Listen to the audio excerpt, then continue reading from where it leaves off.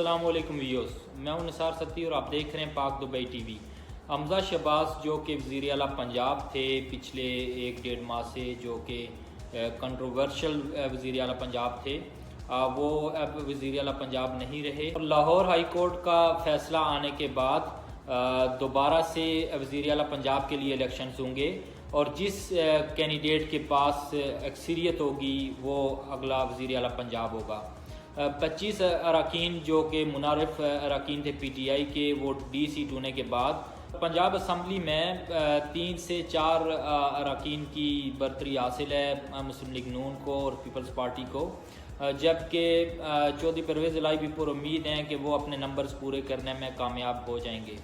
اور اگر چودھری پرویز الہی اکثریت سے کامیاب ہوتے ہیں اور وہ اگر وزیر اعلیٰ پنجاب منتخب ہوتے ہیں تو اس کے گہرے اثرات پڑیں گے ان الیکشنز پہ جو پنجاب اسمبلی کے الیکشنز ہو رہے ہیں۔ ہو سکتا ہے کہ جو یہ کہا جا رہا تھا کہ مسلم لیگ نون ان سیٹس میں سے بیشتر جیتنے میں کامیاب ہو جائے گی، اگر وزیر اعلیٰ پنجاب چودھری پرویز الہی منتخب ہوتے ہیں تو ہو سکتا ہے کہ پی ٹی آئی ضمنی انتخابات میں بھی برتری حاصل کر لے۔ اس کے علاوہ ناظرین، جو فیڈرل حکومت ہے وہ بھی مشکلات کا شکار ہے۔ اے این پی حکومت چھوڑنے کی باتیں کر رہی ہے، اس کے علاوہ ایم کیو ایم۔ اسی سلسلے میں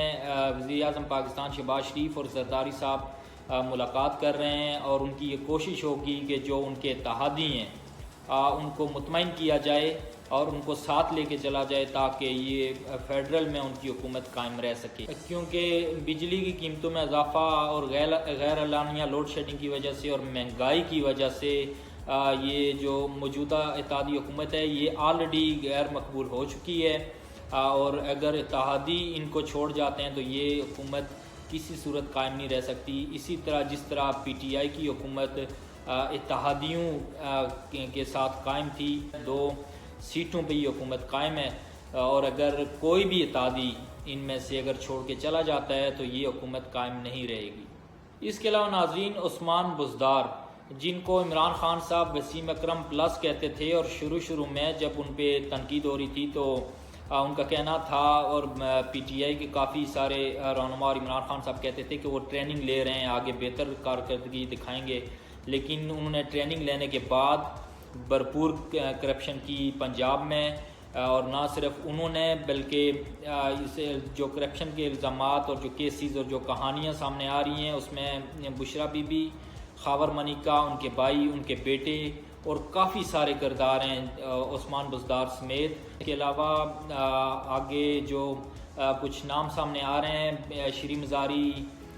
شیخ رشید، فواد چودھری اور اس طرح کے کئی ایسے وزراء ہیں جن کے اوپر کرپشن کے الزامات آ رہے ہیں، اور عثمان بزدار پہ ایک کیس ہے غیر قانونی اراضی پر قبضے کا، جس میں انہوں نے عبوری ضمانت حاصل کر لی ہے۔ ناظرین، یہ جتنے بھی کرپشن کے کیسز ہیں اس میں بشرا بی بی، فرا گوگی، خاور مانیکا، ان کے بیٹے عثمان بزدار، ان سب کے نام آ رہے ہیں۔ نہ صرف انہوں نے کچھ اراضی پہ لوگوں کی زمینوں پر قبضے کیے، بلکہ ٹرانسفر اور پوسٹنگ جو پنجاب میں کی جا رہی تھی اس کے لیے رشوت کے الزامات بھی ہیں۔ دوسری طرف ناظرین، عمران خان سابق وزیر اعظم پاکستان، جن کو صادق اور امین کہا جاتا ہے، اور یہ تاثر ہے کہ وہ خود کرپٹ نہیں ہیں اور انہوں نے کوئی کرپشن نہیں کی، اور ان کے اوپر 3 گڑیاں توشہ خانہ سے بیچنے کے الزامات سامنے آ رہے ہیں۔ اس کے علاوہ عمران خان کے گھروں کے اخراجات دوسرے لوگ اٹھا رہے ہیں، اس طرح کے الزامات بھی ان پہ آ رہے ہیں۔ ابھی دیکھتے ہیں کہ آنے والے دنوں میں تحقیقات میں کیا سامنے آتا ہے، لیکن میرا سوال یہ ہے کہ اگر ایک گھر کا سربراہ اس کو وہ کرپٹ نہیں ہے لیکن اس کی پوری فیملی کرپشن میں ملوث ہے تو اس گھر کے سربراہ کو آپ کیا کہیں گے؟ اسی طرح عمران خان صاحب وزیر اعظم پاکستان تھے اور پاکستان کے سربراہ تھے، اور عمران خان کے ساتھ جڑا ہر وہ شخص، چاہے وہ وزیر ہو، ان کا دوست ہو یا ان کی فیملی، ان پہ سنگین کرپشن کے الزامات ہیں۔ تو اگر وہ سارے کرپٹ تھے اور اس بارے میں ان کو کئی بار رپورٹ بھی کیا گیا اور عمران خان صاحب کی طرف سے کوئی ایکشن نہیں لیا گیا ان کے خلاف، تو آپ عمران خان صاحب کو صادق اور امین ہی کہیں گے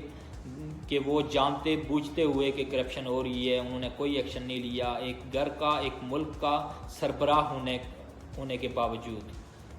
ناظرین آج اتنا ہی، ملتے ہیں ایک نئی ویڈیو کے ساتھ، تب تک اپنا اور اپنوں کا خیال رکھیں، اللہ نے کے